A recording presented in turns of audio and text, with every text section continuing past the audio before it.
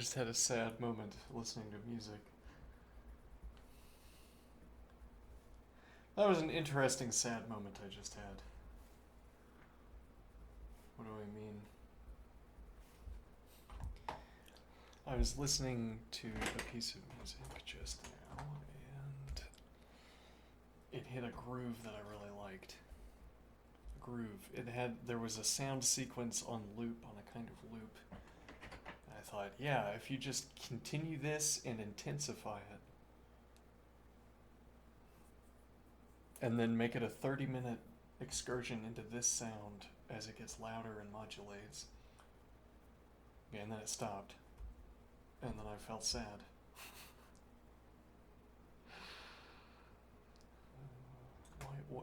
Well, I felt sad. It struck me when I hear that recording, I say, good, and it should keep going. And then the person who made it said, good, but it should immediately stop.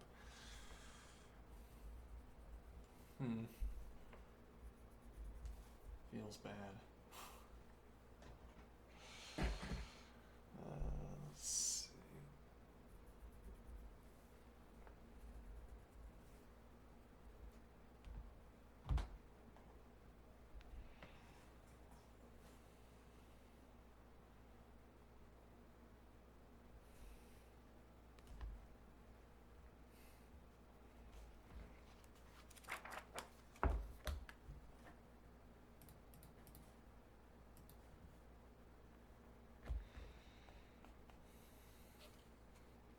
I say this is a kind of real sadness as opposed to the fake sadness that's imposed on me by sad music.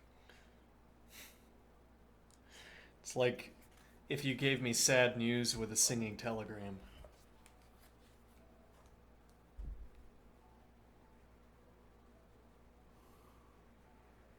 Hmm. Uh,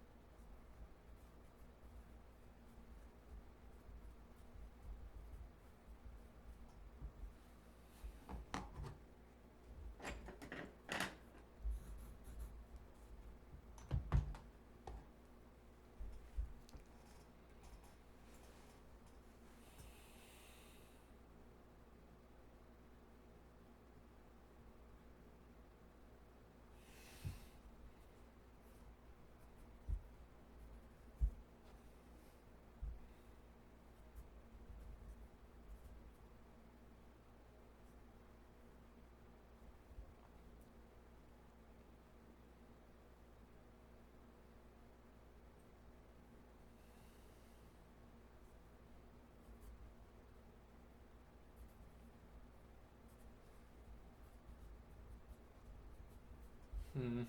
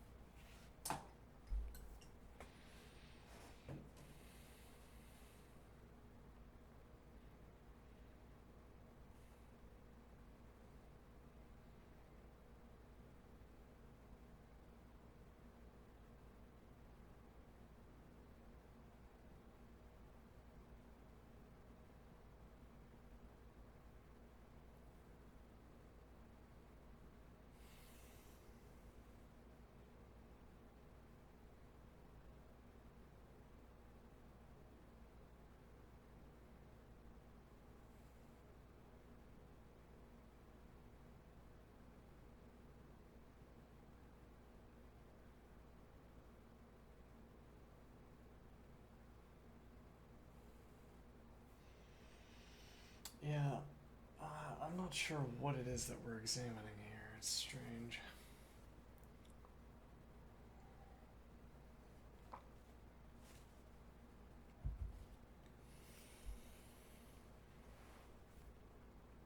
This is a proposed,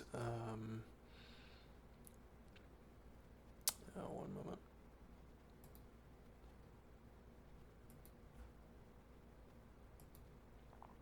Yeah, let's zoom in a little bit. So this is a proposed definition for not C equals the set containing its elements x4. Alright, that's what we were looking at back here. Two candidates for this definition. This one seems to be the better.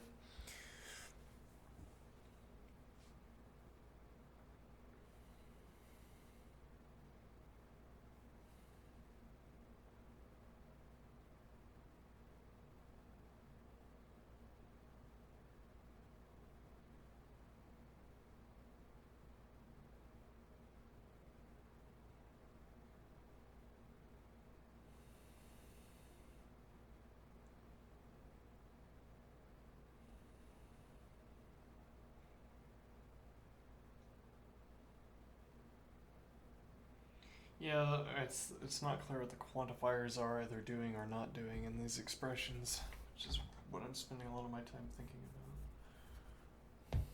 about. So not C equals the set containing its elements x4 if and only if not x is an element of C, or not 4 is an element of C, or there exists a t such that t is not equal to x and t is not equal to 4 and t is an element of C. Okay, but again, it's not clear what, if anything, I should be taking away from these quantifiers.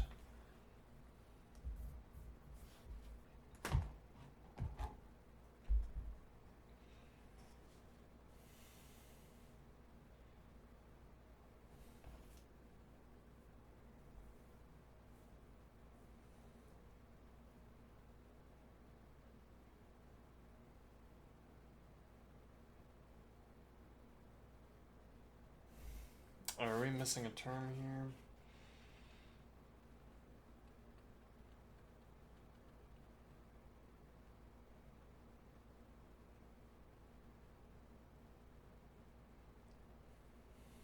No.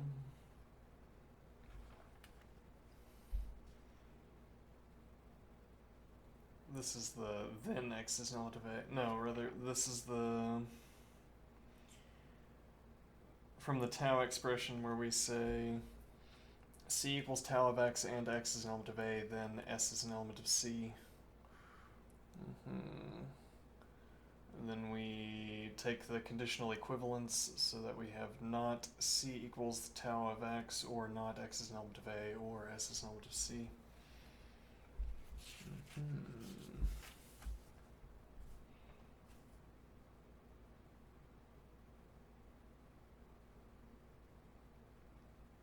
Now we have not x is an element of A or S is an element of C. So for all C there exists an x such that not x is an element of A. Or S is an element of C, however that got in there. Or not x is an element of C, or not 4 is an element of C. Or there exists a t such that t is not equal to x and t is not equal to 4 and t is an element of C.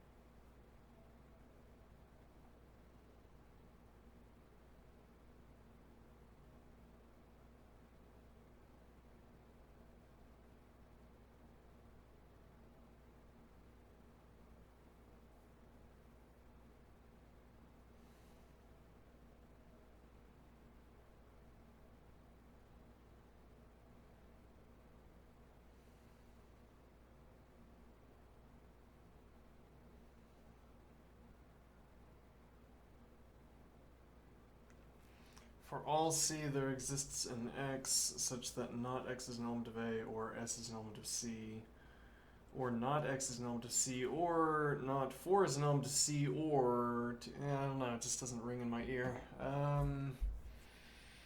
Hmm.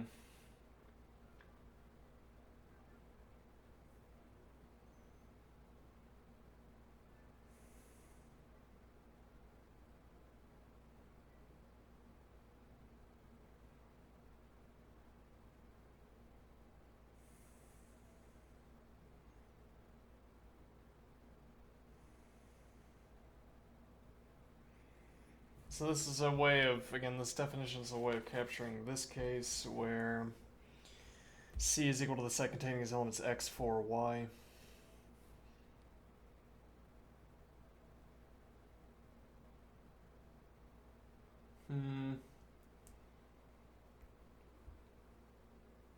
So there's this additional element that's an element of C, so hence C is not equal to tau of X.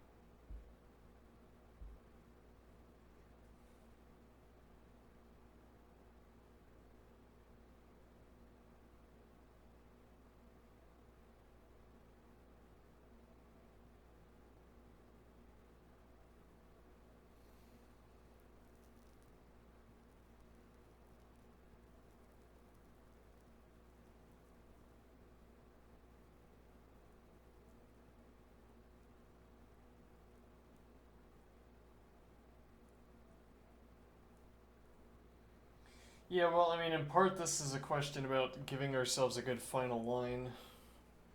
What do I mean? So if I say, if from this position, this is a new use for this notation where we take step 1. Oops. We take step 1, and then we take step 2. Alright, so step 1 here, if we say that A is equal to the set containing its elements 1, 2, and 3. Now I can take this expression, not X is an element of A. Alright, not X equals A, rather not X equals 1. And not X equals 2, and not X equals 3. Okay. Or S is an element of C.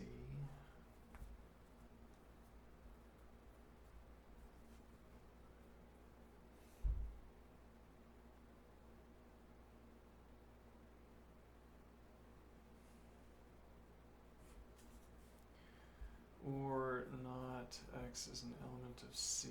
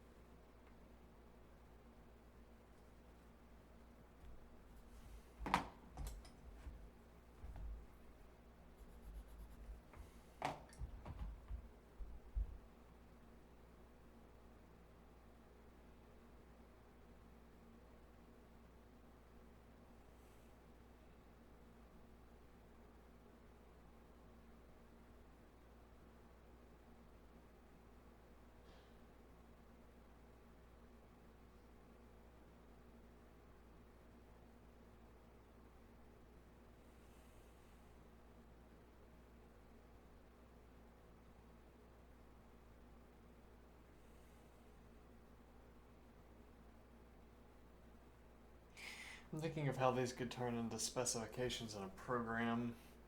Like if I could stop short in a proof here and say, I don't know where this proof is going, but this seems to be important. Maybe I should put that as a sieve in my program, in my function. Hmm.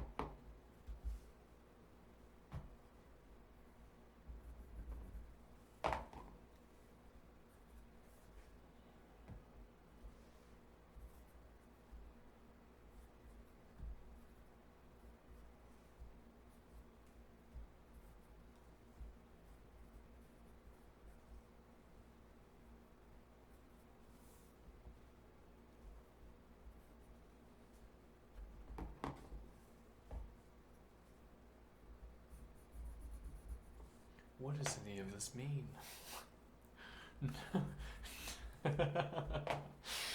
What does this mean? I don't know. Hmm.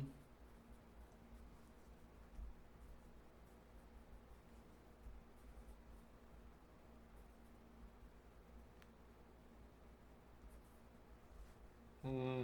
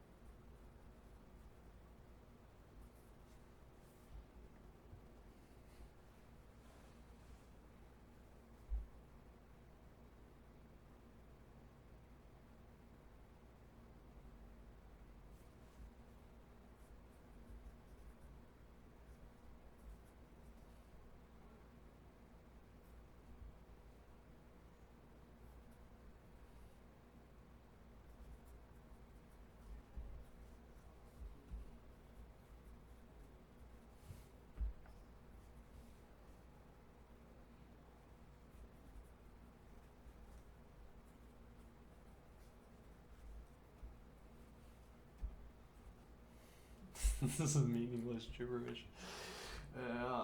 Just following it where it goes, though.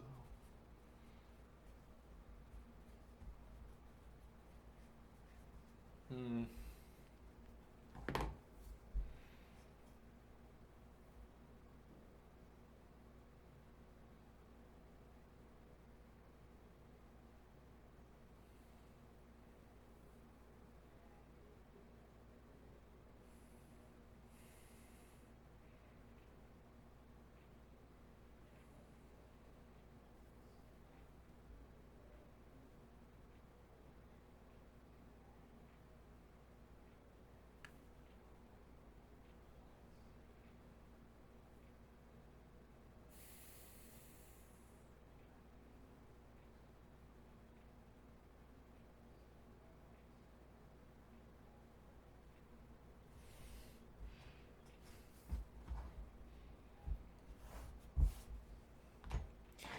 This is not sparking within me any comprehension of anything. Hmm.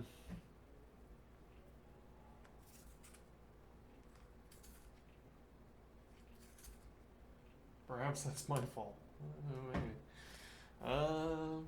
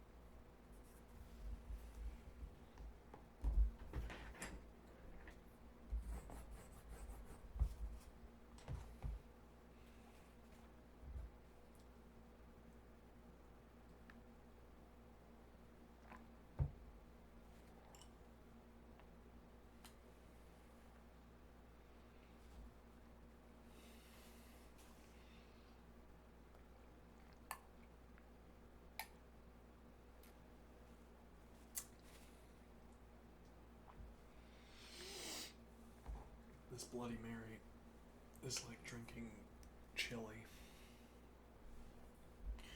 The savory stew. Chili. If you want to call it a stew. Two different possibilities here for how this quantifier is behaving.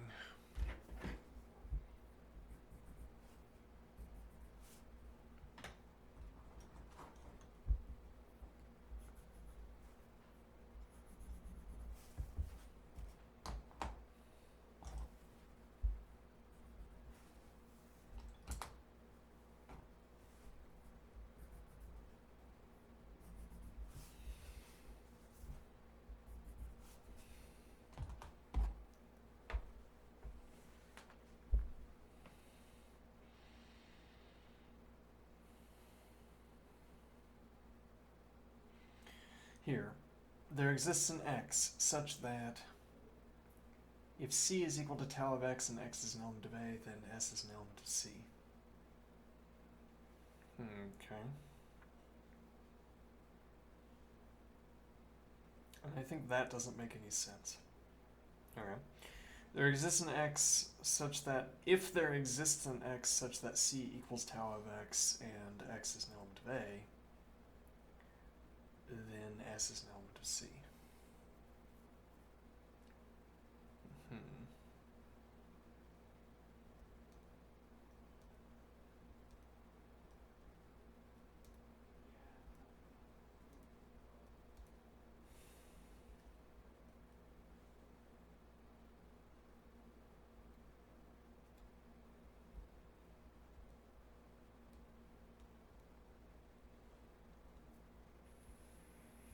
Let's think of what this is trying to tell us. So we're saying that S is an element of the big intersection of the tau of x. Rather, S is an element of the big intersection of taus of x such that x is an element of A, we might say. Tau of x is like an operation. Well, it is literally an operator, to use standard terminology.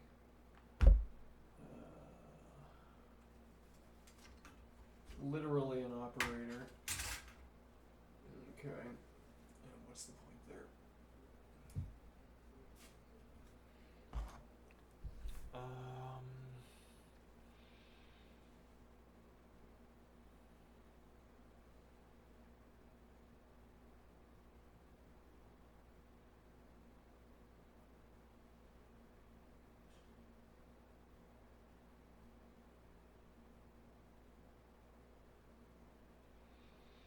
Let me think here.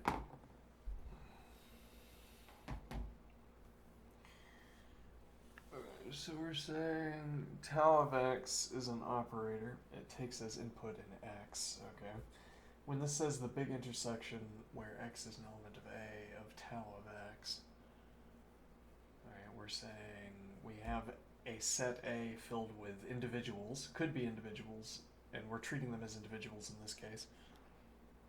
Alright. For pedagogical reasons. Well, we're treating these x elements as individuals because we're not treating them as sets. We're not talking about the elements of these x components. Well, we're not talking about the elements of these x elements. So in that regard, they could be replaced by individuals if that's what we wanted to talk about. Okay. So A has some finite number, well, no, I mean, A has some elements, x, and we run the tau operator on it, and we're saying that S is an element of the big intersection of tau of x, where x is an element of A, if and only if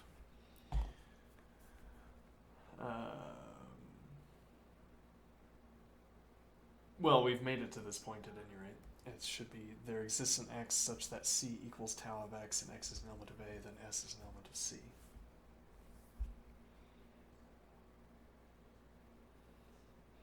Because this notably is a phi expression.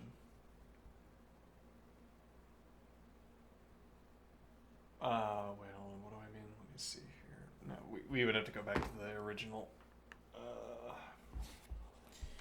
we want that phi expression, right? So S is an element, so this is by definition, S is an element of the big intersection of the set containing these elements y such that there exists an x such that y equals the set containing his elements x4 and x is an element of A.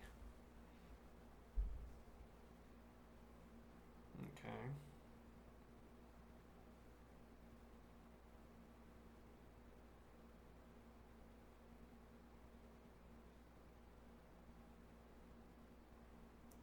Then what?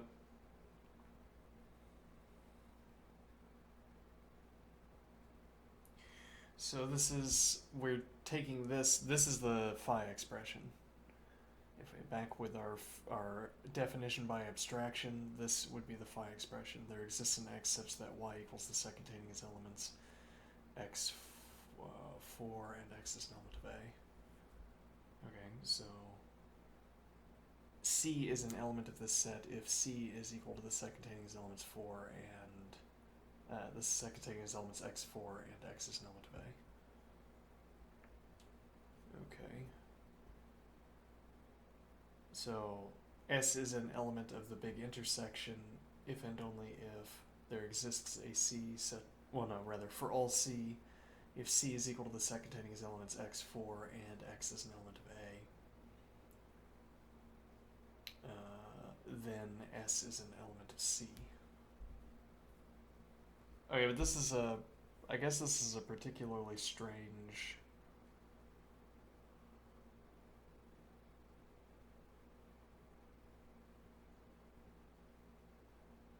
Well, yeah, I mean this makes a lot of sense if you write out the example, but it doesn't make so much sense when you try to parse the expression.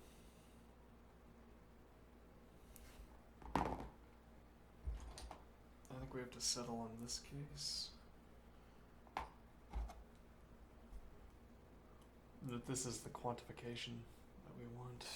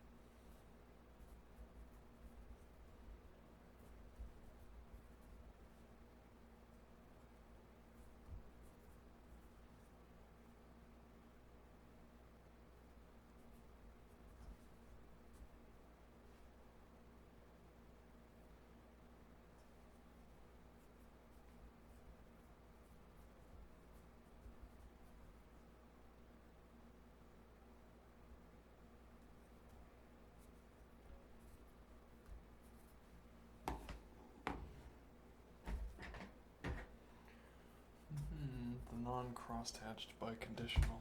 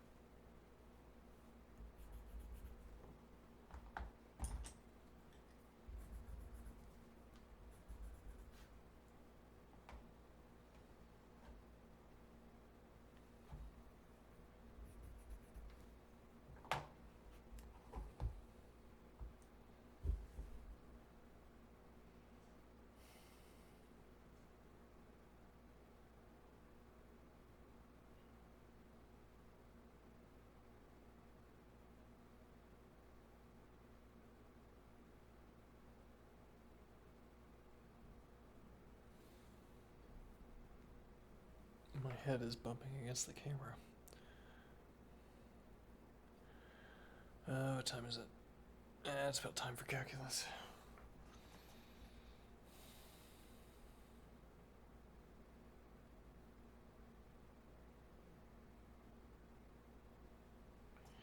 So if I wanted to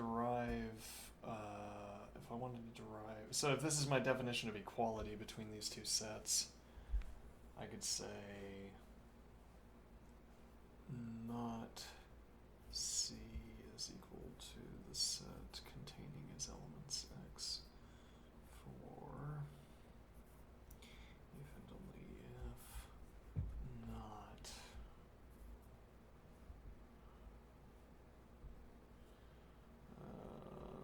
for all y, not y is an element of C, or y equals x, or y equals 4, and hold on, this should be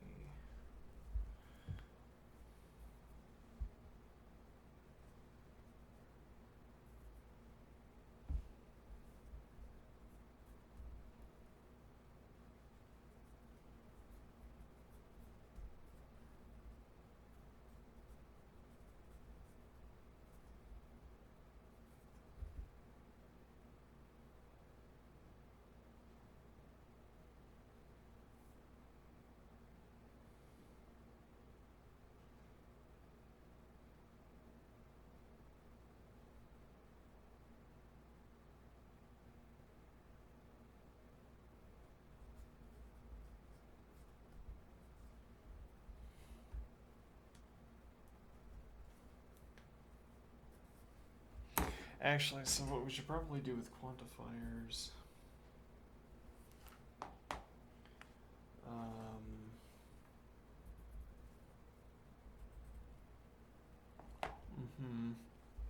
and we could do quantifier red scoping from here to here, e.g. Then that's a little bit busted. Yeah, that should be here actually. Alright,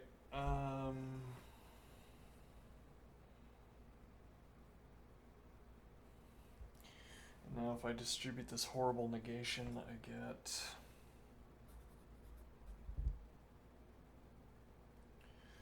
oh boy, alright, so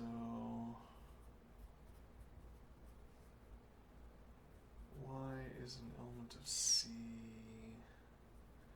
and not y equals x and not y equals 4.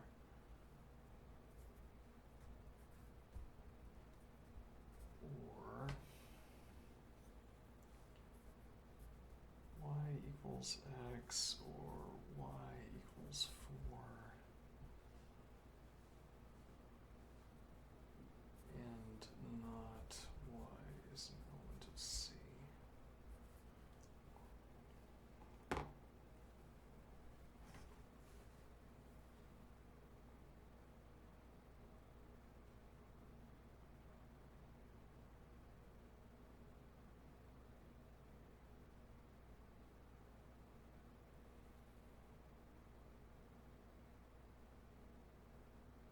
No, the quantifier has ceased to make sense here.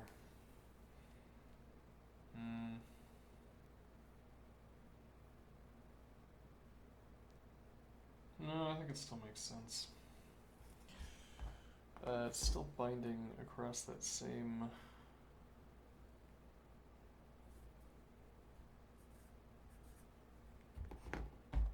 gap.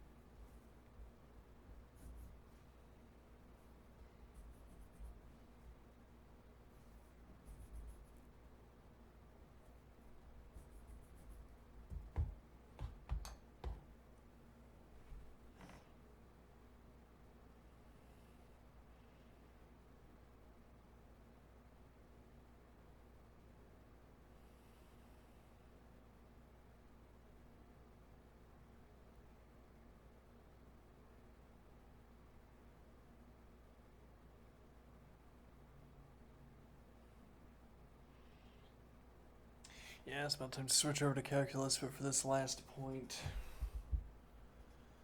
y equals x or y equals 4 and not y is an element of C. Okay, that was part of our original definition if I recall correctly. And then y is an element of C and not y equals x and not y equals 4. Yeah, indeed. So we derived the same conclusion about the negation, which is reassuring. I think we derived. Let me see.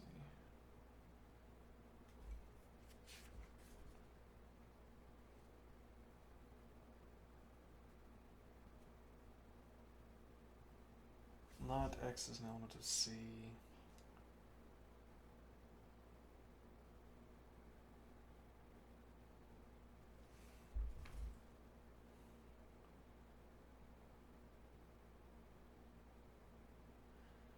Hold on. So these are our refined two definitions. Not C is equal to the set containing its elements x for if and only if, and then, okay, whatever that double crosshatch is supposed to indicate.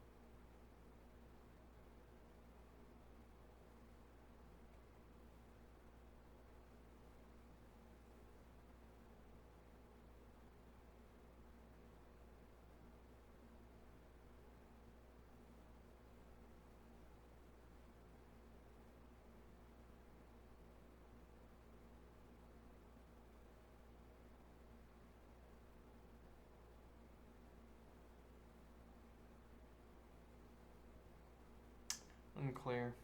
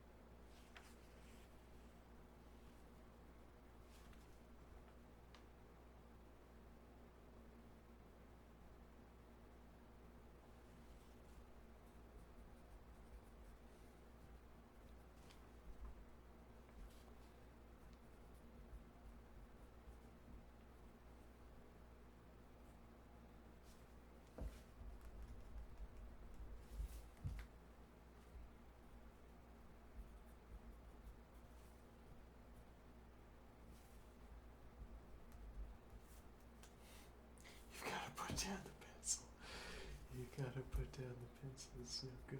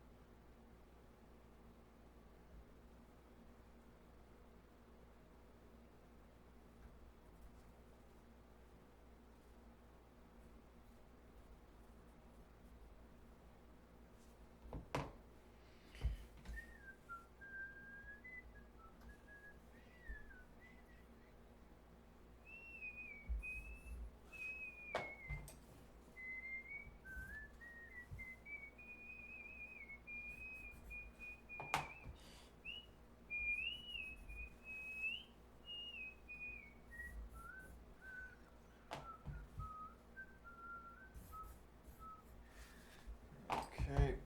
Well, I don't know what we learned today, but did a lot of symbol manipulation. Hopefully that's useful. Alright, I'll be right back.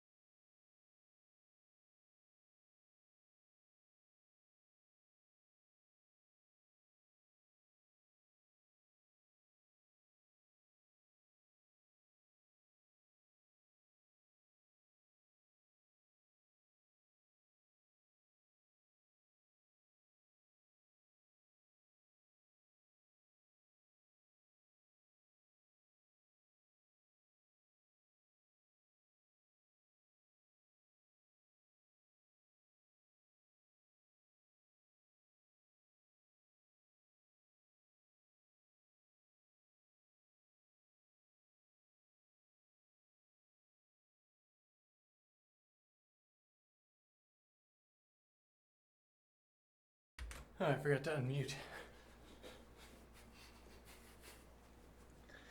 And I let my stopwatch go blank. Right. I was saying, at an EDM concert, just have someone on stage jumping rope the whole time. Shame people into dancing harder.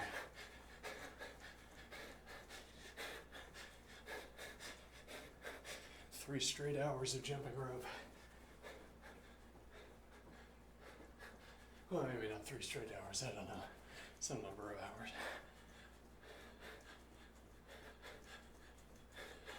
In time with the music, naturally.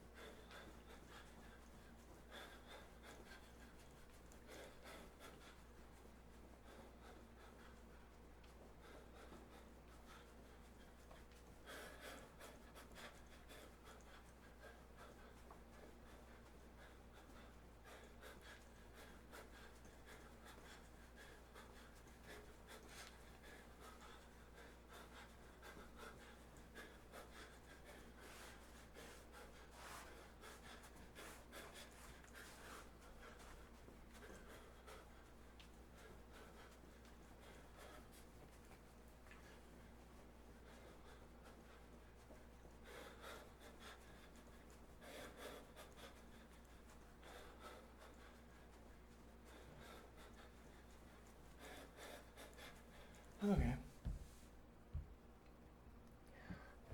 Now what?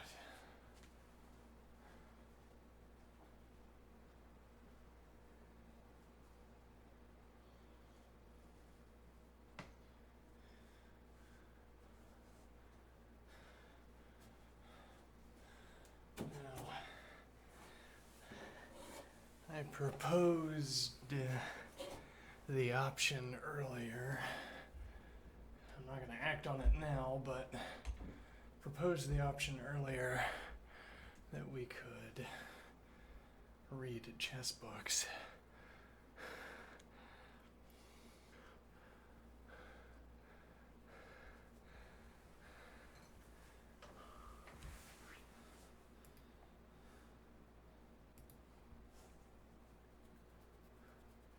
Interesting prospect.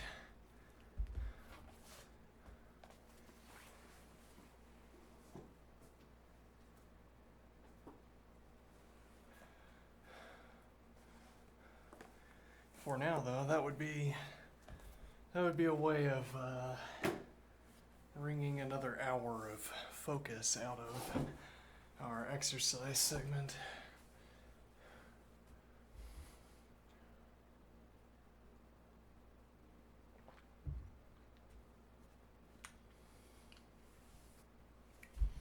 Get to the end.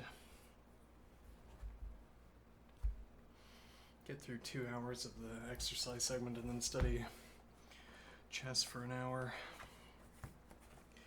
Maybe. Alright.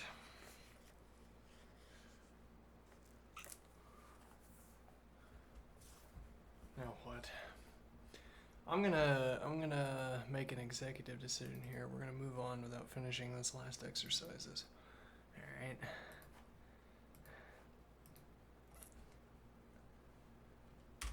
It is now time to study exponential and logarithmic functions.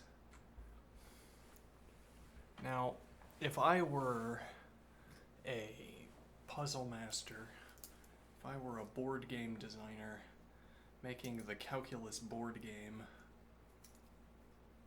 I would use trig and exponential and logarithmic functions, not so much because those are the most interesting functions, though they might be, but because they're all different,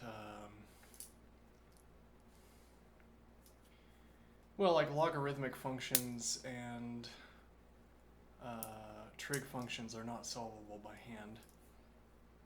Well, within reason. They have been solved by hand, but that's not really the point.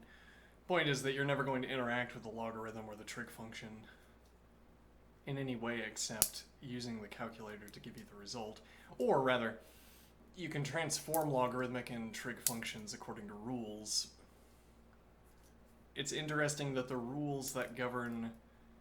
Actually, that's an interesting point. So, the rules that govern trig transformations, for instance,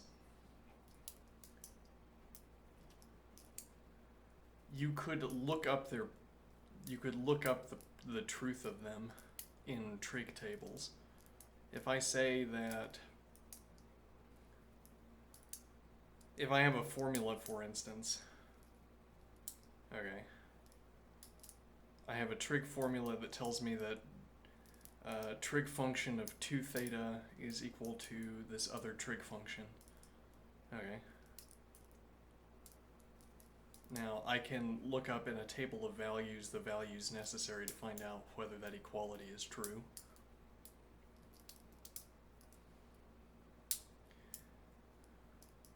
That it should be true is what we're proving when we study trig. What do I mean? Let me get previous notebook. So, it strikes me, we do all of these trig considerations. Drawing circles, drawing triangles. Alright, and these end up being explanations for why the trig function should be the way it is. What do I mean? Well, the truth of the matter is that the trig table is a table. It's a hash table, as it were. There's a table of values that tells me the output of a trig function. Okay, why is it the way it is? Now you could say it's because the trig function is equal to some other function that has an imaginary number and e in it, or whatever. Whatever the other function is. Why is that what it's equal to? Well, in a way, that's what, like, a trig function is equal to its imaginary, its Euler construction. Because we define it to be so. A trig function is equal to its Euler function by definition. Okay, but also then it's because we use the Euler function when we're filling out the table of values. When we're building the hash table that keys inputs to outputs of trig functions,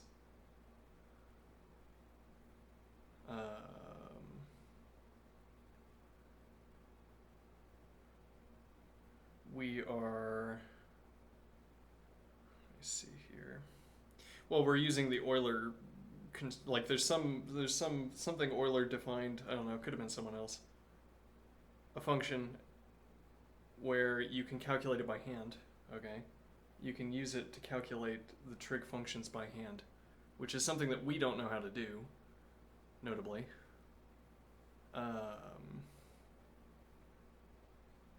Interestingly.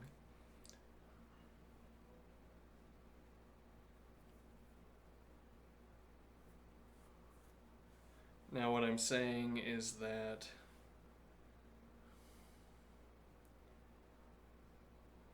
we're asking why is the trig function...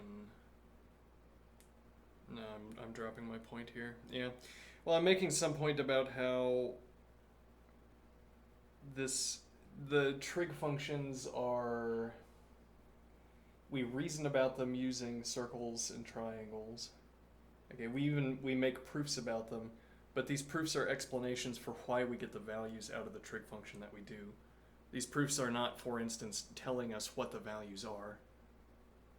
I mean, what tells us the value of the trig function is the table, or alternatively the hashing function, which is the Euler construction. That's what tells us the output of the trig function. The proofs tell us why those would be the outputs. Or the proofs explain to us the process within which we need to have such a function. Like we need such a function to track what we're talking about when we talk about triangles in the trigonometric way, or talk about the unit circle in the trig way.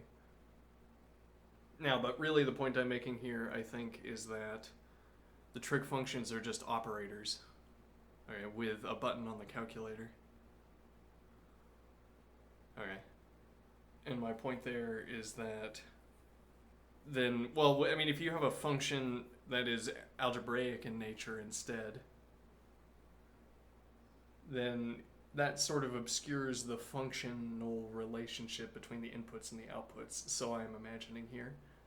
It obscures the functional relationship between the inputs and outputs by making it seem like the relationship between the inputs and the outputs is the algebra. Well, I mean, that would be the case in an algebraic function, I suppose. Like a polynomial, the relationship between the inputs and the outputs is the algebraic relation. It's what you apply the rules of algebra to... You place the input value into an algebraic expression and then you work out the expression. Okay? There's nothing like that for the unit circle, or rather there's nothing like that for the trig functions outside of the Euler construction. There's no algebraic expression where you plug in your input and you get the correct trig output. There's a table with a hashing function that relates inputs to outputs, and the sign operator is the name of that table. When you plug in the value into the sign function, you're running a hash. You're running a hash ref, effectively. Literally, even if you're using a calculator. Okay. Now what is the idea?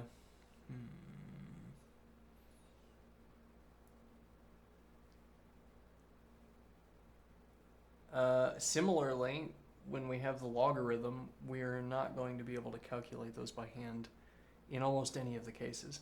The edge case of the logarithm is that we can perform by hand calculations, which actually is going to make a strange appearance. Well, it typically makes a strange appearance in the exercises. What do I mean? Well, if you only did exercises from trig, from pre-calc books or whatever, you'd be under the impression that the typical use of the logarithm is that you hand calculate its output by knowing the rules, when in reality that's for almost no cases is that going to work.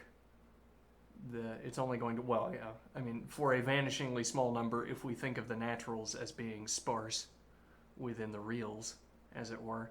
But even then, it's not all of the naturals. It's going to be only uh, numbers that meet some kind of condition. I'd have to think about it. So the numbers that meet some condition with relative to the base of the logarithm. That's when you can get an integer value or some kind of even a rational value or what have you value out of a log.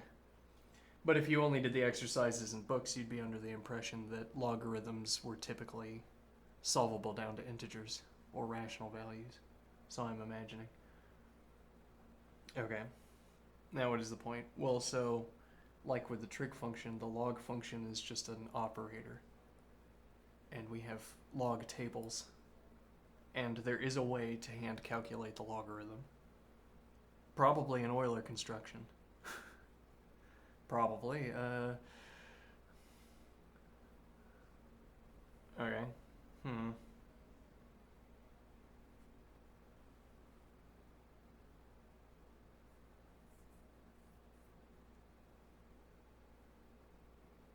Now what?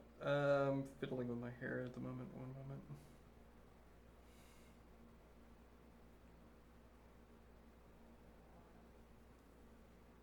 Just thought I'd, multitask. Get some grooming done here.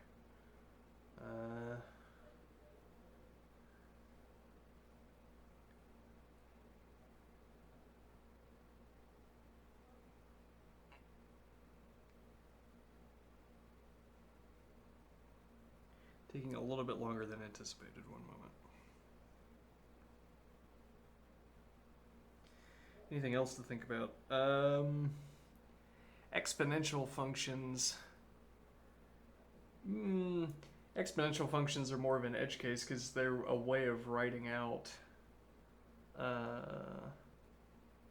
often impracticably long calculations. What do I mean? Well, like when we're working with the trig functions in the unit circle, like the special values on the unit circle, it seems to us like all of trig takes place, or all of the unit circle belongs to special cases, because those are the only ones where we can perform operations. Now, in a way, the point of that, of having the trig functions work that way, or rather having trig center around trig functions like that, is that, well, you work through the interactions you would be having with the table, but instead of interacting with the table, you have a subset of the table in your head or in your notebook. Okay. And then it's like you're working with the table, except you already know what your lookup is. As in, the activity wouldn't be any different, except that you'd have the table at hand and you'd be using it. Okay, but that's as if the least interesting part of working through trig problems. It's merely the practice of looking at the table.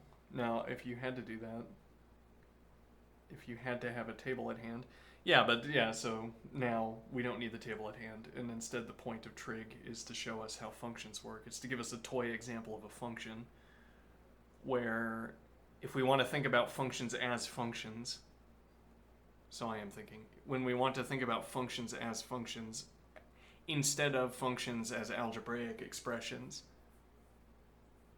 then it behooves us to have something like the trig functions or exponential functions. Okay, and then the special angles of trigonometry absolve us of the requirement to think about, to use a table. Literally, it just absolves us of the requirement to use a table to work with the values that we're working with. It's a similar point, too, that there are these transformations, these definitional transformations that we can have, that we can similarly have with polynomials, for instance. Like the quadratic formula is not different from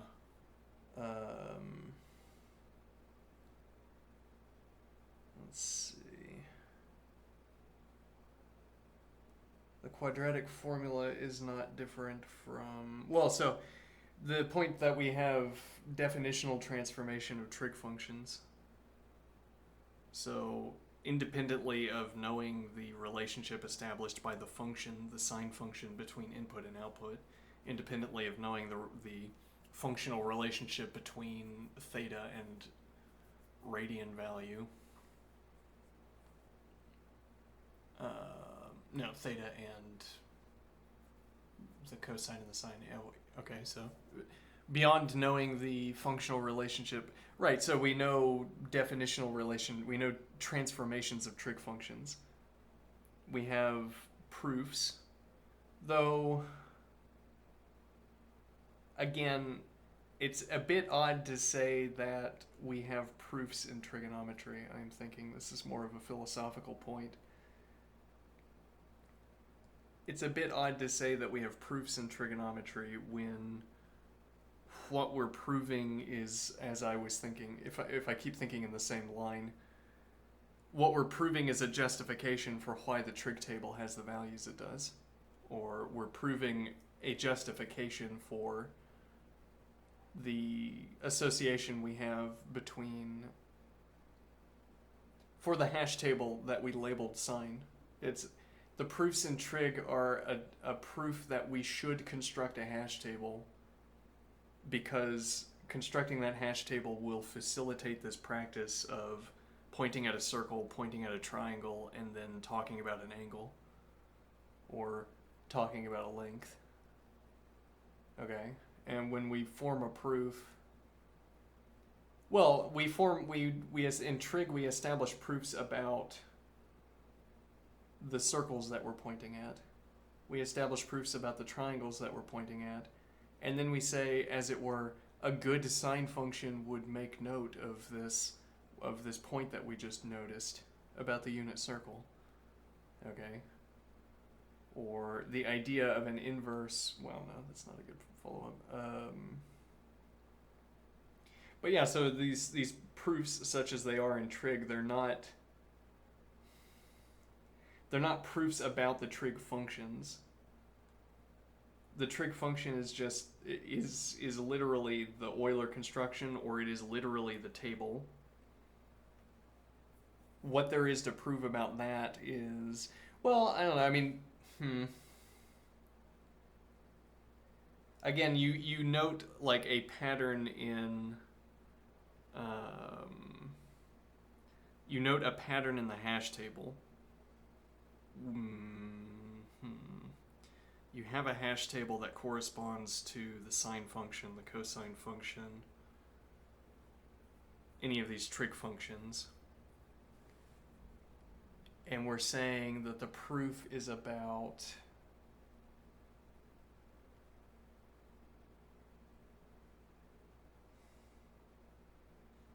a proof explains why there is a pattern in the trig function. Well, maybe it's presented in that way.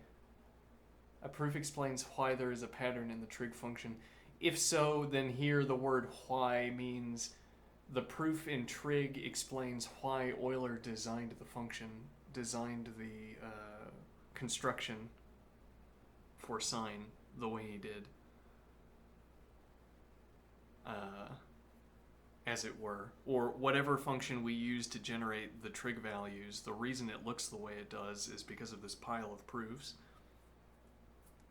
Like, we had to design something that established these relations between input and output, because otherwise we'd say the sine curve does not match up to this practice that we engage in while pointing at the unit circle and pointing at triangles. So I am thinking. All right, and then what do we take out of that? Well, so again, we have proof-based transformations of trig functions. Okay. In a way, algebraic transformations are also proof-based transformations, or at any rate you can conceive of them as such, because you can ground them in algebra, like the field axioms or what have you.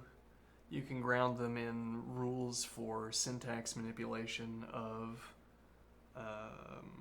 algebraic expressions. Okay. And what am I getting at here? Well, but with trigonometric function transformations, we have proven relations, proofs that we construct proofs while we're engaging in trigonometric practice, as in we construct proofs while we're pointing at circles, while we're pointing at triangles. Okay. And then we recognize that there's a way of transforming a trigonometric function into some equivalent trigonometric function. So our proof tells us that a transformation is a valid one, that we're always going to have equality between two like a transformed function and an untransformed function. Okay. Though, again, I might want to reiterate that what we've proved to ourselves is that that's what the sine function, how the sine function should work, is in if it turned out that our implementation of the sine function did not establish this equality, then we would say that the implementation was incorrect. If you had if we plug in, if we have a computer implementation of the function, or if the Euler construction, as it turns out, does not reflect this equality that we can prove while doing trigonometry, then it would be an inadequate function. Okay, so we prove to ourselves in trig practice that the trig function should be a certain way, and we continue to find implementations for trig functions so that those equalities will obtain. Okay. And now, but my point here is that we prove equalities between trig functions. We prove trig identities. Okay. And this doesn't involve algebraic manipulation in the direct sense. It's like you have your definitional equalities. Right? You prove, your proof-based equalities. You prove the equalities between expressions. Okay. As opposed to manipulating polynomials using manipulating polynomials using rules that govern number manipulation. Instead, you have a series of equalities, like a table of formulas even, where you can transform expressions. Okay.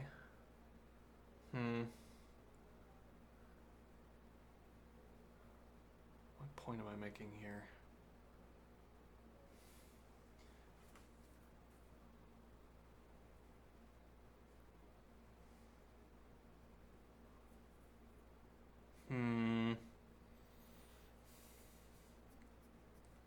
Well, and then so the same point is, we could make the same point about the logarithm, though the logarithm is more, well, I don't know, hold on. So the logarithm similarly,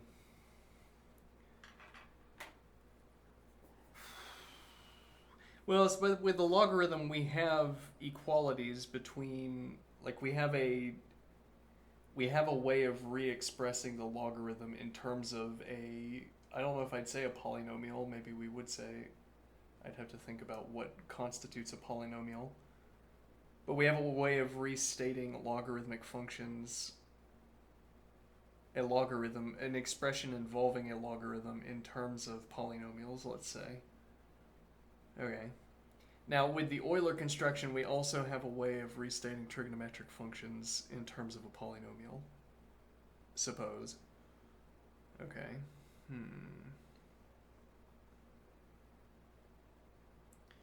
And what is the point here?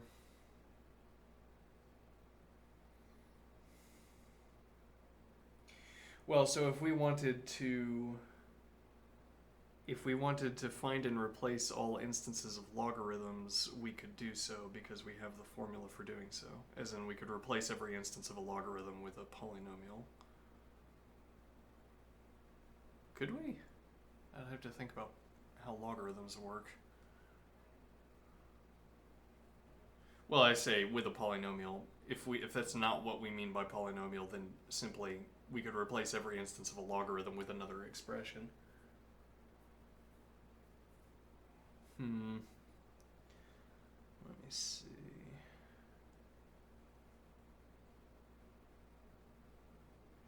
Yes, well, I am currently in the midst of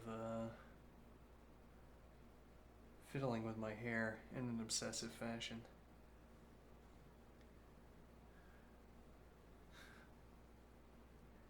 So I need to keep finding something to talk about. Yeah, or else we're doing dead air, which is Not good streaming. Yeah, one moment.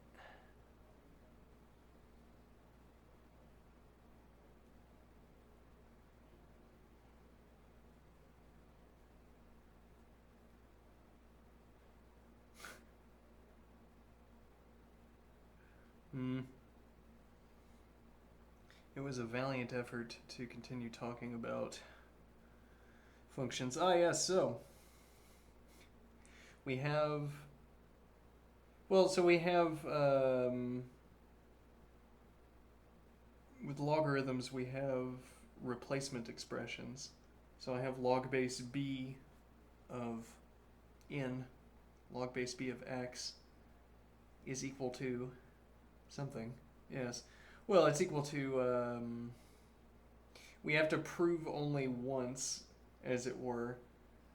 Like, as we work through this chapter, we're going to get various logarithmic equivalences where, based on the idea of what the logarithm represents, we're going to convince ourselves that you can replace instances of the logarithm with other expressions, that you can replace logarithm expressions with related expressions. Okay? And so we'll talk about what the logarithm is just enough to convince ourselves that these expressions are good substitutes, or that we can use to prove, whatever that means, to prove that various substitutions with logarithms are correct. Okay. And then after that, the puzzles will be about how do you navigate this series of definitions that we have for for expressions involving logarithms in order to simplify an expression or to arrive at some pre-specified endpoint. Okay. Now what?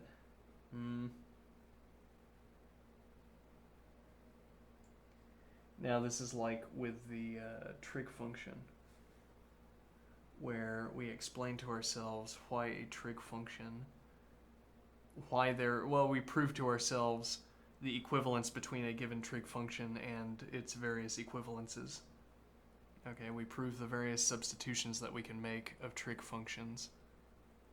Okay, we prove it once, and then we put that proven equivalence into a table. Okay, and then whenever we need to navigate through that table, whenever we find ourselves in possession of one angle as opposed to the other, or whenever we find ourselves with one collection of trig functions as opposed to another, we find the appropriate position within the table of formulas, and then we use it. Okay. There's a point here that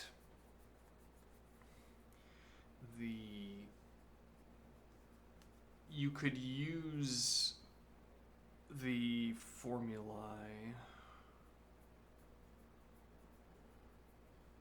So I am thinking you could use the formulae, the trig formulae, to target approximations. Ah, interesting. Let's think about this while I continue to fiddle with my hair.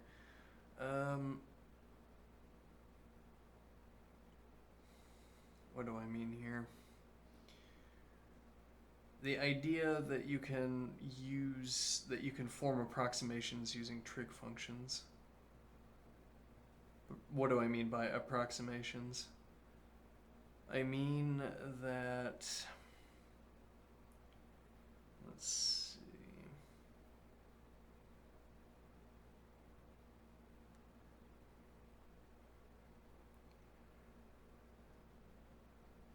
If you use the half angle formula, so we could spam the half angle formula, as it were. Okay, we could keep halving the angle to continue producing. And so now the idea that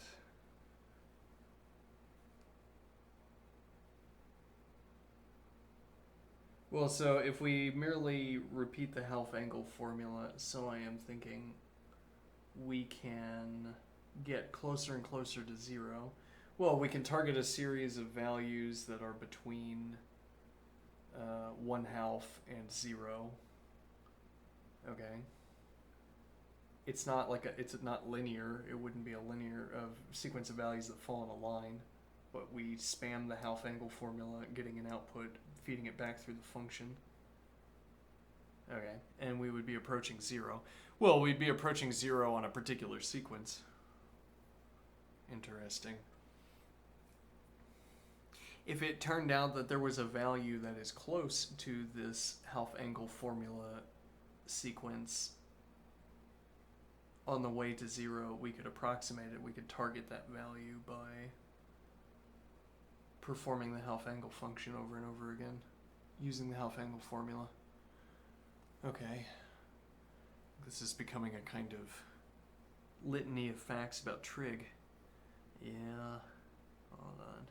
We might be done fiddling with my hair. One moment. No, we're not. Okay.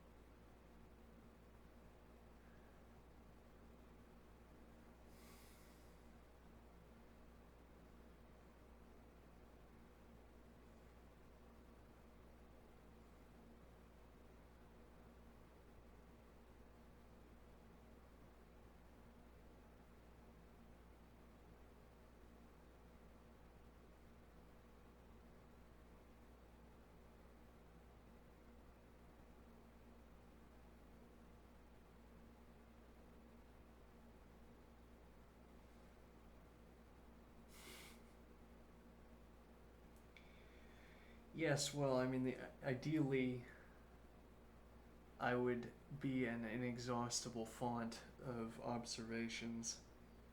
And then if I ever needed to take my hands off of keyboard and mouse for a period of time, I could just keep finding things to talk about.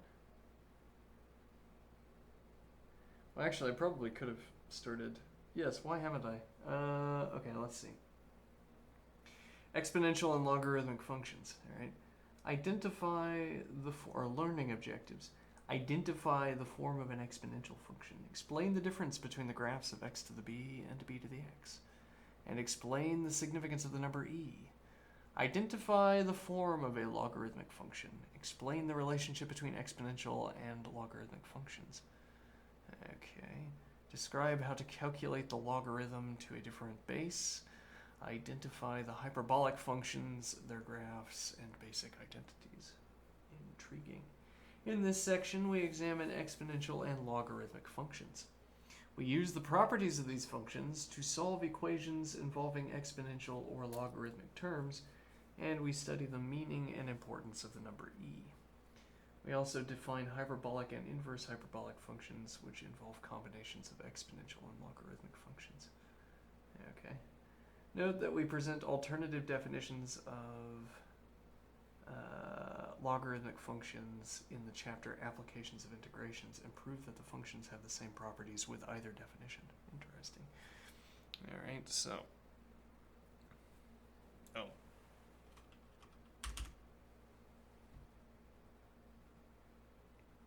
Exponential functions. Okay. Exponential functions arise in many applications. One common application is population growth. Alright. For example, if a population starts with p sub 0 individuals and then grows at an annual rate of 2%, its population after 1 year is p of 1 equals p sub 0 plus 0.02 times p sub 0 equals p sub 0 times 1 plus 0.02 equals p sub 0 of 1.02. Alright. Its population after 2 years is p of 2 equals p of 1 plus 0.02 times p of 1 equals p of 1 times 1.02. Okay, is equal to p of 0 times 1.02 squared. Let's try following that again. P of 1 is equal to p of 0 plus 0.02 times p of 0. We factor out the p of 0 and we get, I see, p of 0 times 1.02. Okay. After 2 years, we take p of 2 is equal to p of 1 plus p of 0.02. Alright, so we go all the way back to p of 0 at the end, I see. So its population after 2 years is p of 2 is equal to p of 1 plus 0.02 times p of 1, which is equal to p of 1 times 1.02. Hold on, what?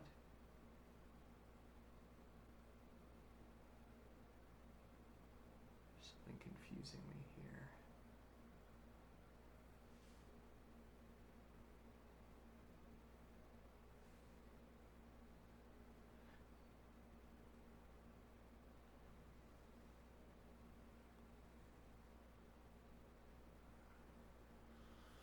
One second.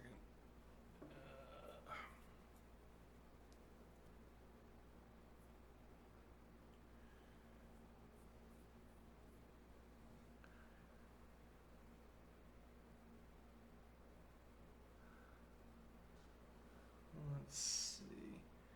If a population starts with p of 0 individuals and then grows at a rate of 2%, its population after 1 year, p of 1, is equal to p of 0 plus 0.02 times p of 0, which is equal to p of 0 times 1 plus 0.02, which is equal to p of 0 times 1.02. Okay, makes sense to me.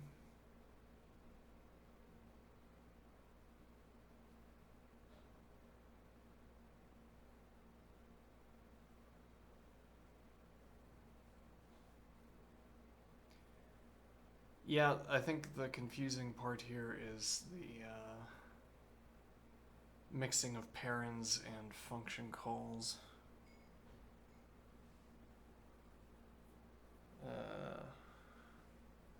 P of 1, so p open paren, 1 close paren, p sub 0, p sub 0. So p sub 0 is a value, p is the name of the function.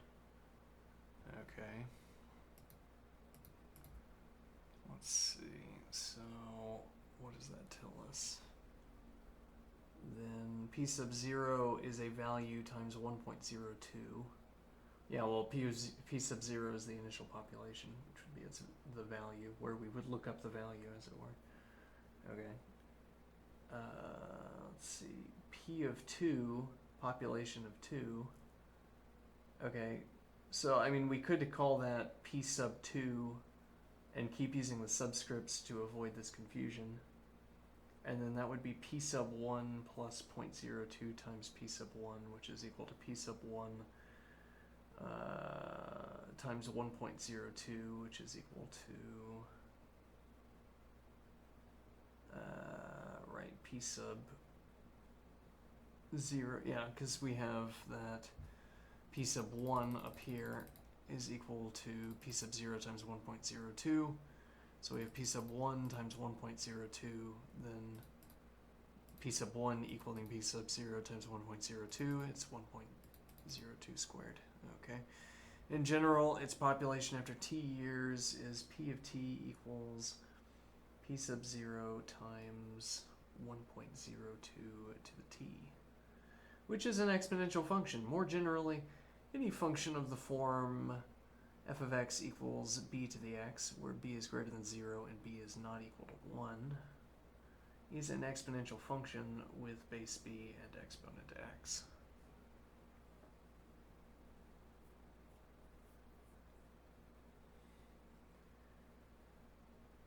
Okay. An exponential function with base b and exponent x. Okay, exponential functions have constant bases and variable exponents, I see. As opposed to, well, you can merely flip a dual here. Yeah, dual expression.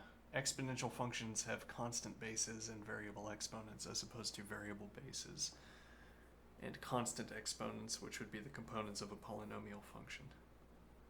Note that a function of the form f of x equals x to the b for some constant b is not an exponential function but a power function. Same idea, I think. Okay. To see the difference between an exponential function and a power function, we compare the functions y equals x squared and y equals 2 to the x. In table 1.10, we see that both 2 to the x and x squared approach infinity as x tends towards infinity. Eventually, however, 2 to the x becomes larger than x squared and grows more rapidly as x tends towards infinity. In the opposite direction, as x tends towards negative infinity, x squared tends towards infinity, whereas 2 to the x tends towards 0. Okay, let's see. The line y equals 0 is a horizontal asymptote for y equals 2 to the x. I suppose we'll get graphs here. Yeah. Alright, so first the table. X squared starts out growing larger.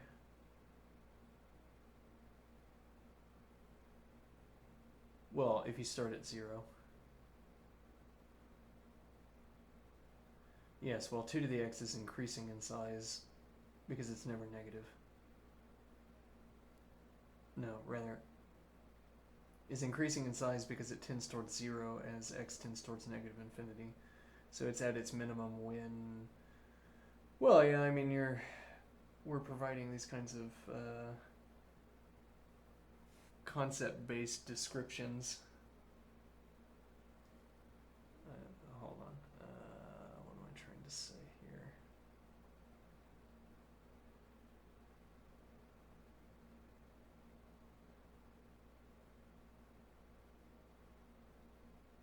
I think the word because just crept into my accounting for the values in this table, and I didn't grow wary. Anytime I say because, I should be worried. I was saying that initially 2 to the x is growing faster than x. Well, and that would be because x squared is growing negative fast. Okay, because centered on 0 is its minimum. Well, its minimum value is at 0 and it grows in either direction. So if we're coming in from negative 3, then we're diminishing in value. Yeah, this kind of analysis of this sort of storytelling about the curve. I wonder how useful that is. It highlights one of the critical characteristics of one of the critical differences between the power function in this case, 2 to the x. No. Let's see, x squared, x to the b. F of x equals x to the b, where x is variable and b is constant. That is a power function. Alright, so the power function x squared. Yeah, well, I mean, every power function obeys the same, like there's the same pattern that we notice with x squared to x cubed. So it's not just x squared in this case. Well, I mean, x cubed behaves differently from x squared, but then x to the 4th behaves the same as x squared, and x to the 5th behaves the same as x cubed. Okay, so power functions in general fall into the two classes of even and odd functions. There's not really an additional way of describing power functions. Well, I don't know, maybe there is, and we just don't know it yet.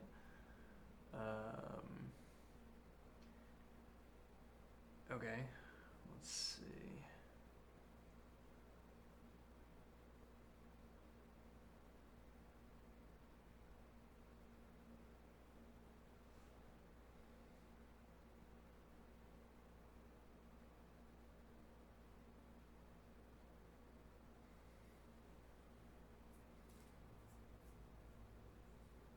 Now what? Let's see. In figure 1.43, we graph both y equals x squared and y equals 2 to the x to show how the graphs differ. Okay. Both 2 to the x and x squared approach infinity as x tends towards infinity, but 2 to the x grows more rapidly than x squared.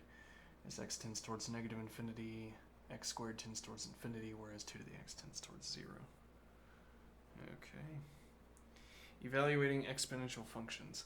Recall the properties of exponents. If x is a positive integer, then we define b to the x to be equal to b times b times b with x factors of b.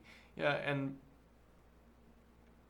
maybe I'm making these observations because I failed so badly to learn the logarithm in the past. I always have to look it up. It doesn't stick for whatever reason. But it's not like we discovered a physical phenomenon when we decided the definition of the exponent would work this way. What do I mean? Well, so by saying that we would have, let's see, so we have, if x is positive, we have b times b times b with x factors of b. If x is a negative integer, then x equals negative y for some positive integer x, and we define b to the x to equal b to the negative y to be equal to 1 over b to the y. Right, did we have to choose that?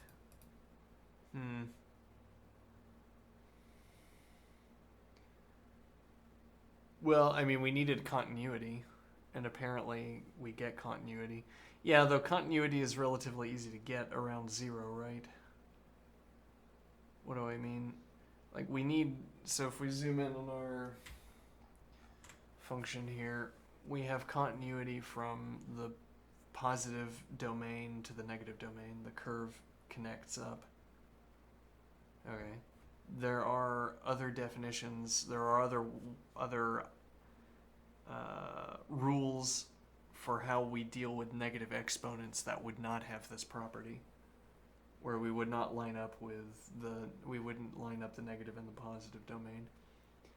I mean, you could have any rule that you wanted governing the matchup. Again, it's not written into nature that the exponential function will have positive values corresponding to, well, I mean, even 2 to the 0 as an example. There's no real reason that should be 1, right? Or there is a reason, but it's like we had to choose the definitions for these functions. And I don't know, I guess there's still some lingering sense that, yes, actually, we did find the exponential function in nature. It was written on a rock or something, or a lightning bolt burnt it into a tree, as it were. I suppose in cases where we use the exponential function, we found it useful to have this 0 to negative backup, or 0 to negative continuation across the y-axis. Anyway, let's see. If x is a negative integer, then x equals negative y for some positive integer y, and we define b to the x equals b to the negative y equals 1 over b to the y. Also, b to the 0 is defined to be 1. If x is a rational number, then x equals p divided by q, where p divided by q are integers, and b to the x equals, this is with a constant base. So this is the constant base and variable exponent. Okay, so our power function. So if x is a rational number, then x is equal to p divided by q by definition, where p and q are integers, and b to the x equals b to the p divided by q, which is equal to the q root of b to the p. For instance, for example, 9 to the 3 halves equals 9 cubed, the square root of 9 cubed rather, which is equal to 27. However, how is b to the x defined if x is an irrational number? Interesting. For example, what do we mean by 2 to the root 2? This is too complex a question for us to answer fully right now. Well, complex. However, we can make an approximation. In table 1.11, we list some rational numbers approaching root 2, and the values of 2 to the x for each rational number x are presented as well. Okay. We claim that if we choose rational numbers x getting closer and closer to root 2, the values of 2 to the x get closer and closer to some number L. We define that number L to be 2 to the root 2. Interesting. So we perform these rational approximations, they appear to converge on a particular value, and that's how we decide what the value is. Well, I assume we do some proving that it converges to that value as opposed to converging to some similar looking value.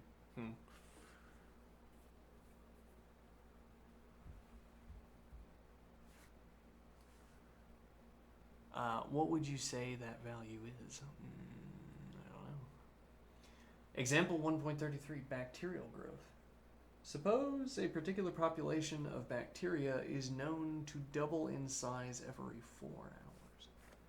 If a culture starts with 1,000 bacteria, the number of bacteria after 4 hours is n of 4 equals 1,000 times 2. All right, the number of bacteria after 8 hours is n of 8 equals n of 4 times 2 equals 1,000 times 2 squared. All right. In general, the number of bacteria after 4m hours is n times 4m equals 1,000. Wait, hold on. Yes, this strange... I guess we're going to have to get used to that if the author thinks this is a good notation format. N of 4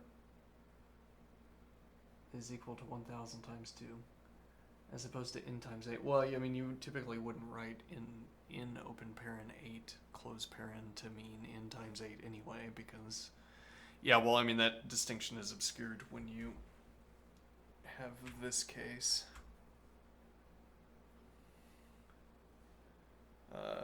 N times 4m. Now it's not n times a constant, it's n times 4m. In this incorrect reading, it's n times a non-constant. And then that wouldn't be atypical. Yeah, though it would be a bit odd to write n sub 4m. Would it? Would that be odd? I don't know, I think that's sensible and good. Okay, well, whatever. Alright, now, so, let's see. Anybody in chat, by the way? What time is it? Nope, alright. Number of bacteria after 8 hours is n of 8 equals n of 4 times 2 equals 1,000 times 2 squared. In general, the number of bacteria after 4m hours is n of 4m equals 1,000 times 2 to the m. Letting t equal 4m, we see that the number of bacteria after 4 hours is n of t equals 1,000 times 2 to the t divided by 4. Find the number of bacteria after 6 hours, 10 hours, and 24 hours. Okay, one moment.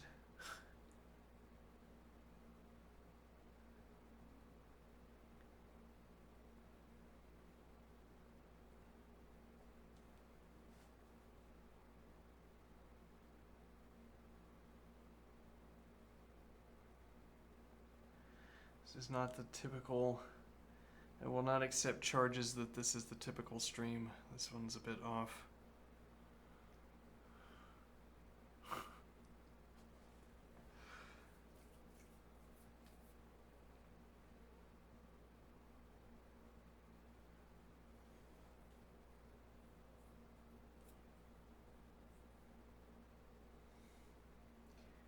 Getting into an obsessive bout of hair grooming. The same neurochemicals that kept me biting my nails for 20 years are demanding that I work out some tangles in my hair.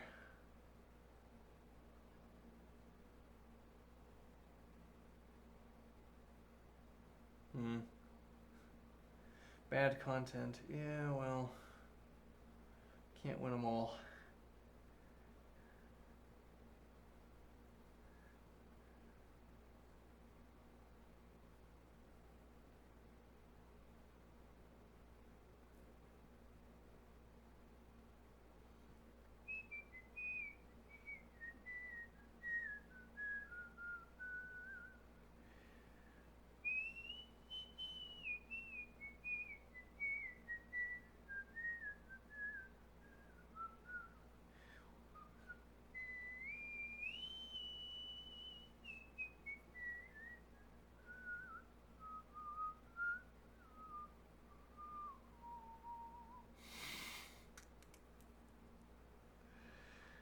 One wonders if it might be preferable to end it early rather than.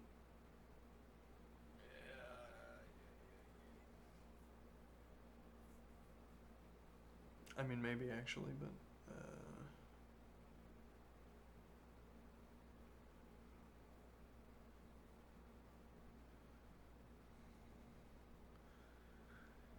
Alright, so what is this problem statement again?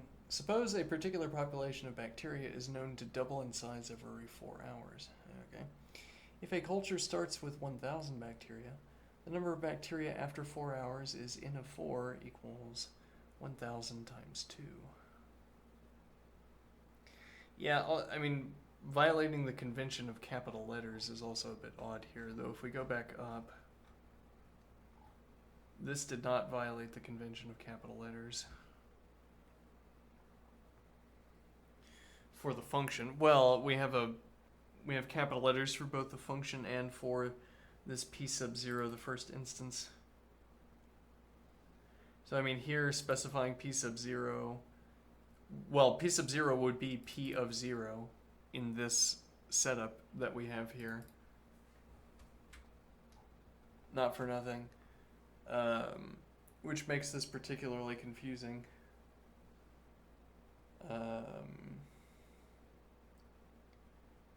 Confusing that we don't then pick one or the other of these two conventions to stick to.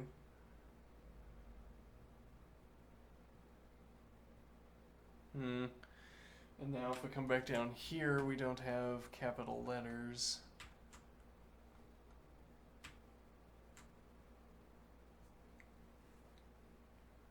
Let's see.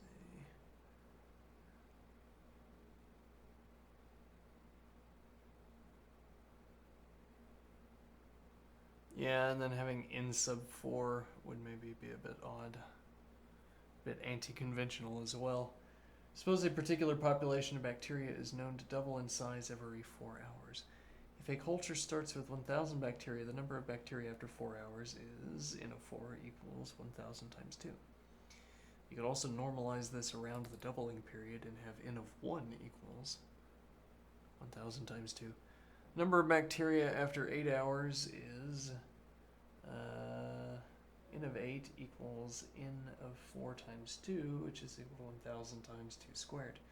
In general, the number of bacteria after 4 to the m hours is N of 4m equals 1,000 times 2 to the m. Okay. Letting t equal 4m. We see that the number of bacteria after 4 hours. Right, so this is performing an operation here where we have 4m as our input, but in the function we get 2 to the m. Okay, and this would be like having a default value of, you have your input x, alright, and then we have the default value of x divided by 4. That's what we would have to have in order to get m on the other side. Though,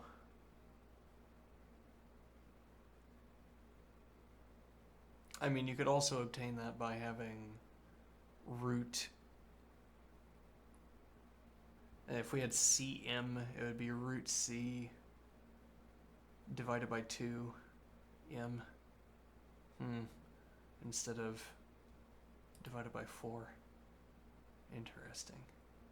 Find the number of bacteria after 6 hours, 10 hours, and 24 hours. Alright. So 6 divided by 4. Okay, let's look at our function again. 6 divided by 4. Okay. 2 to the 6. 2, 4, 8, 16, 32, 64.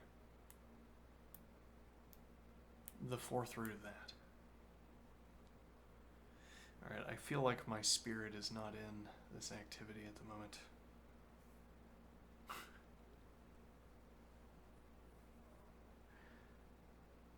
Yes, and the reason it feels that way is because my attention is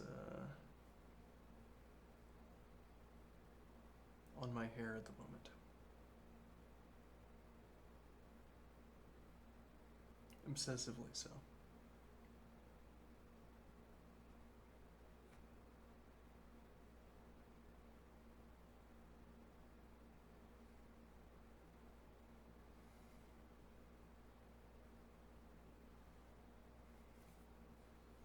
Okay.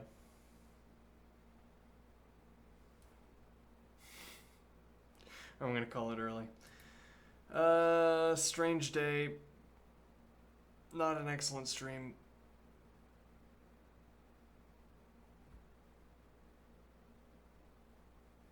I'll take the blame on this one.